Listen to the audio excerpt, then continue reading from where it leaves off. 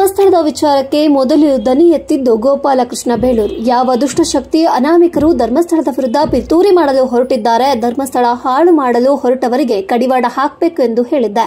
ಶಾಸಕರ ಸಭೆಯಲ್ಲಿ ಮಾತನಾಡಿ ಡಿಕೆ ಸಾಹೇಬರಿಗೆ ಹೇಳಿದ್ದೆ ಎಂದು ಶಿವಮೊಗ್ಗದಲ್ಲಿ ಸಾಗರ ಶಾಸಕ ಬೇಳೂರು ಗೋಪಾಲಕೃಷ್ಣ ಹೇಳಿದರು. ಇನ್ನು ಸುದ್ದಿಗಾರರೊಂದಿಗೆ ಮಾತನಾಡಿದ ಅವರು, ಗೊಂದಲ ಮಾಡಿ 13 ವರ್ಷದ ಕೇಸ್ ಇಂದಿಗೂ ತಂದಿದ್ದಾರೆ. ಸೌಜನ್ಯ ಪರ ಹೋರಾಟಗಾರರು, ಕೆಲವು ಸೋಷಿಯಲ್ ಮೀಡಿಯಾದವರು ಗೊಂದಲ ತಂದಿದ್ದಾರೆ. ಸರ್ಕಾರ ಎಸ್ಐಟಿ ಕೊಟ್ಟಿದ್ದು ಭಾರಿ ಒಳ್ಳೆದಾಯ್ತು. ಧರ್ಮಸ್ಥಳಕ್ಕೆ ಕ್ಲೀನ್ ಚೀಟ್ ಸಿಗುತ್ತೆ, ಅವರದ್ದು ತಪ್ಪಿಲ್ಲ. ಅಲ್ಲಿ ಬಂದು ಸೇರಿದವರು ಕಿತಾಪತಿ ಮಾಡಿದ್ದಾರೆ. ಸರ್ಕಾರಕ್ಕೆ ಒಂದೊಳ್ಳೆ ವರದಿ ಕೊಡಬಹುದು, ಅದನ್ನ ಯೋಚನೆ ಮಾಡಬೇಕಲ್ವಾ. ಬಿಜೆಪಿಯವರಿಗೆ ಈಗ ಸಡನ್ ಆಗಿ ಧರ್ಮಸ್ಥಳ ಪರ ಚಿಂತೆ ಬಂದಿದೆ.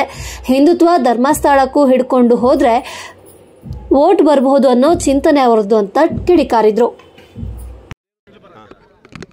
ನೋಡಿ, ಧರ್ಮಸ್ಥಳದ ವಿಚಾರವಾಗಿ ಧ್ವನಿಯ ಫಸ್ಟ್ ಎತ್ತಿದ್ದೆ ಗೋಪಾಲಕೃಷ್ಣ ಬೇಳೂರು. ನಿಮ್ಗೆ ಗೊತ್ತಿದೆ. ಇವತ್ತು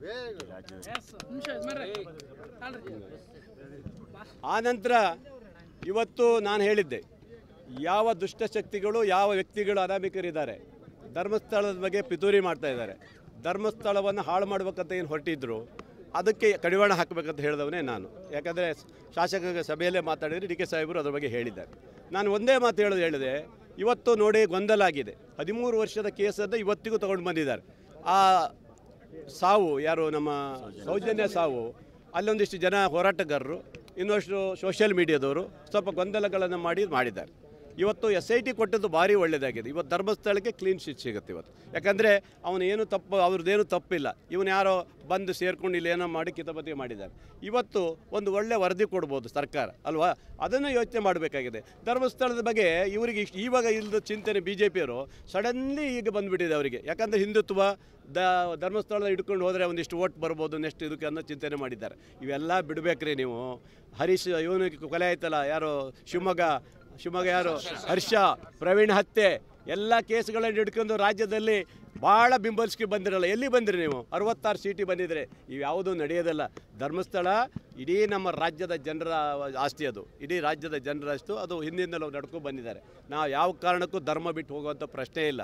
ಧರ್ಮಕ್ಕೆ ಹೆಚ್ಚು ಒತ್ತು ಕೊಡುವಂಥದ್ದು. ಇವತ್ತು SITಗೆ ಹಿಂದೆ ಅವರ ಕುಟುಂಬ ಒಪ್ಕೊಂಡಿದೆ, ಮುಖ್ಯಮಂತ್ರಿಯವ್ರಿಗೆ ಹೇಳಿದಾಗ ಒಪ್ಕೊಂಡಿದ್ದಾರೆ, ವೀರೇಂದ್ರ ಹೆಗಡೆಯವರು ಒಪ್ಕೊಂಡಿದ್ದಾರೆ, ಅವರು ತಮ್ಮ ಬಂದು CM ಅವರಿಗೆ ಅಭಿನಂದನೆ ಹೇಳೋಗಿದ್ದಾರೆ, ನಮ್ಮ ಕಷ್ಟವನ್ನು ಪರಿಹರಿಸಿ ಅಂತ ಹೇಳಿದ್ದಾರೆ. ಎಲ್ಲವನ್ನೂ ಮಾಡಿ ಅನಾಮಿಕ ಏನು ನಾನು ತಂದಿವ? ಅನಾಮಿಕ ನಾವು ತಂದಿದ್ದಲ್ಲ. ಇದನ್ನು ಕೋರ್ಟ್ ಮೂಲಕ ಅನಾಮಿಕ 106 ಶವಗಳನ್ನು ಹೂತಿದ್ದೇನೆ ಅಂತ ಹೇಳಿ ಕೋರ್ಟಿನ ಆದೇಶ ತಗೊಂಡ್ಬಂದು ಕೋರ್ಟ್ ಆದೇಶ ಮಾಡಿರೋದು. ಆ ಅನಾಮಿಕ ಮಾಡಿರುವಂಥ ಗೊಂದಲಕ್ಕೆ ಇವರು ಕಾಂಗ್ರೆಸ್ ಮೇಲೆ ಹೊತ್ತಕ್ಕದೇನಿದೆ ಅಲ್ವಾ? ಇವತ್ತು ನೋಡಿ, ಇವತ್ತು ಆ ಅನಾಮಿಕನ ಅರೆಸ್ಟ್ ಮಾಡಿದ್ದಾರೆ.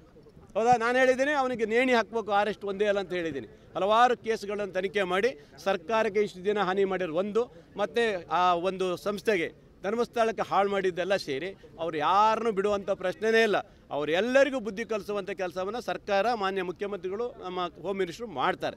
ಹಾಗಾಗಿ ಗೊಂದಲವನ್ನು ಇವರು ಬಿಡಬೇಕು. ನಾವು ಈಗ ಧರ್ಮಸ್ಥಳಕ್ಕೆ ನಾವು ಹೋಗಲ್ಲ, ವರ್ಷಕ್ಕೆ 2 ಸರಿ ನಾವು ಧರ್ಮಸ್ಥಳಕ್ಕೆ ಹೋಗ್ತೀವಿ. ಆರ್ಗ ಜ್ಞಾನೇಂದ್ರ ಹೇಳ್ತಿದ್ರು ಅವರು ಭಾಳ ನಿನ್ನೆ ಮಾತು, ಏನೋ ಇವರು ಒಬ್ಬರೇ ಪಾಪ ಧರ್ಮಸ್ಥಳಕ್ಕೆ ಹೋಗೋರು, ಇಲ್ಲಿದ್ದವ್ರು ಯಾರೋ ಧರ್ಮಸ್ಥಳಕ್ಕೆ ಹೋಗೋದೇ ಇಲ್ಲ ಏನೋ ಅಲ್ವಾ? ಎಲ್ಲರೂ ಧರ್ಮಸ್ಥಳಕ್ಕೆ ಹೋಗೋದ್ರಿಂದ ಆ ಪವಿತ್ರವಾದ ಸ್ಥಳಕ್ಕೆ ಯಾವುದೇ ಕೆಟ್ಟ ಹೆಸರು ಬರಬಾರದ ರೀತಿಯಲ್ಲಿ ಮಾಡಿದೆ. ಅದೆಲ್ಲ ಬೂಟಾಟಿಗೆ ಯಾಕೆ NIA ಕೊಡಬೇಕು? NIA ಕೊಡೋದು ಏನು ಮಾಡಿದ್ದಾರೆ? ಅಲ್ಲೇನು ಬೇರೆ ಕೃತ್ಯ ಮಾಡಿದ್ದಾರಾ? ಸೋಷಿಯಲ್ ಮೀಡಿಯಾದಲ್ಲಿ ಹಿಂದೂ ಇರ್ತಾನೆ, ಕ್ರಿಶ್ಚಿಯನ್ ಇರ್ತಾನೆ, ಮುಸ್ಲಿಮು ಇರ್ತಾನೆ. ಅಂದರೆ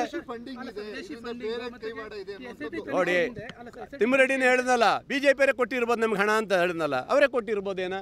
ಈ ಥರ ಇರ್ಬೋದು, ಒಳಹೊಡ್ತಾ ಇರ್ಬೋದು, ಅವ್ರದ್ದೆಲ್ಲ ಹೇಳೋಕ್ಕಾಗೋದಲ್ಲ. ಪರಮ ನೀಚರು ಅವರು. ಯಾಕಂದರೆ ಇಂಥ ಗಲಾಟೆ ಮಾಡಿಕೊಂಡೇ ಮುಂದೆ ಚುನಾವಣೆ ಬರುವಂಥವ್ರು ಅಲ್ವಾ? ಇದಕ್ಕೆ ಯಾವುದಕ್ಕೂ ಆಸ್ಪದ ಇಲ್ಲ. ಇವತ್ತು ಅನಾಮಿಕನ ಅರೆಸ್ಟ್ ಮಾಡಿದ್ದಾರೆ. ಅವನು ಏನೇನು ಹೇಳ್ತಾನೆ ಅದೆಲ್ಲ ತಗೊಂಡು ಮುಂದೆ ಅದ್ರ ಹಿಂದೆ ಕಳ್ಳರು ಯಾರಿದ್ದಾರೆ ಅದೆಲ್ಲ ಬಗೆಹರಿಸೋ ಕೆಲಸವನ್ನು ಸರ್ಕಾರ ಮಾಡುತ್ತೆ.